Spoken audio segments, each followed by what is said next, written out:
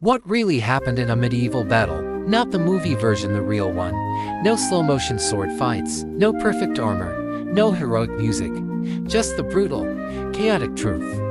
If you were an average soldier, you probably couldn't even hear the signal to attack. The guy with the horn was usually standing somewhere far from the fighting. Smart move on his part. Medieval horn players had the highest life expectancy in the army, right behind the kings who started the wars. The first 15 seconds of a clash were pure chaos. Nearly half the front line might stumble on mud, rocks, or their own comrades. Battlefields weren't clean parade grounds. They were uneven fields filled with roots, puddles, and pits waiting to trip you face first into the dirt. Nothing says fearsome warrior quite like screaming about a twisted ankle. And no, you didn't charge like a Hollywood hero. You shuffled forward in a nervous, sweaty crowd.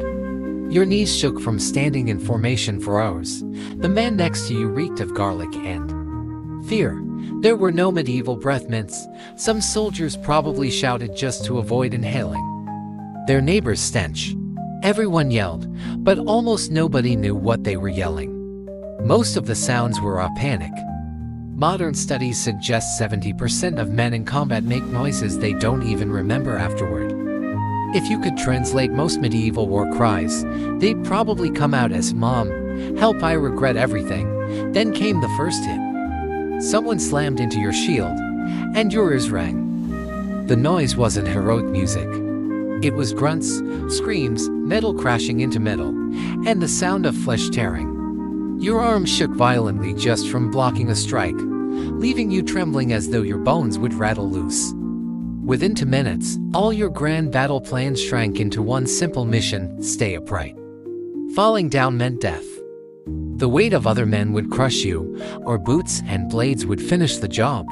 The ground quickly turned slick with blood, sweat, and vomit.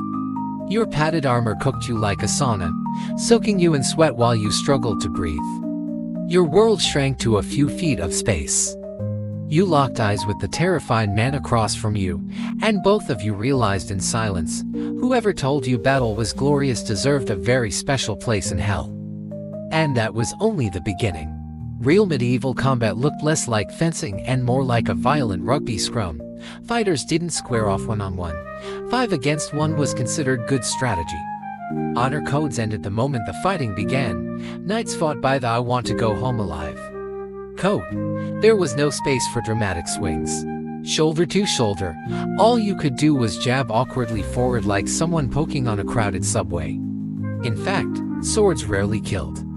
Most fatal wounds came from downward strikes to the skull or neck, usually when someone was already falling. Strategy boiled down to knock him down, pile on, and hit until he stopped moving. Even the sword's handle, the pommel, was often more useful than the blade. Fighters gripped the blade and used the hilt like a hammer, move called the murder stroke. That name was about as honest as medieval fighting terminology ever got.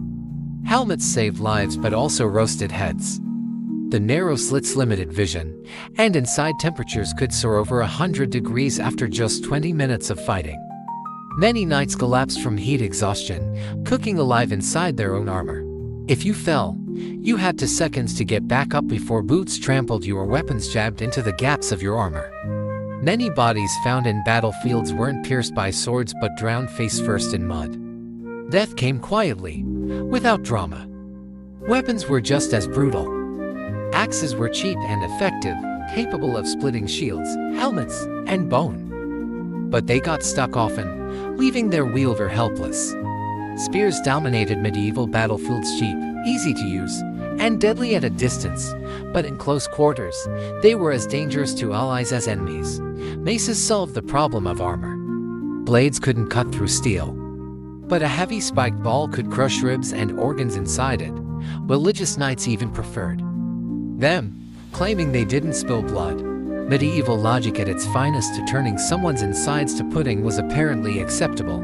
Despite their fame, swords were rare and expensive, often costing as much as a small house. Nobles used them, but most broke after repeated repairs.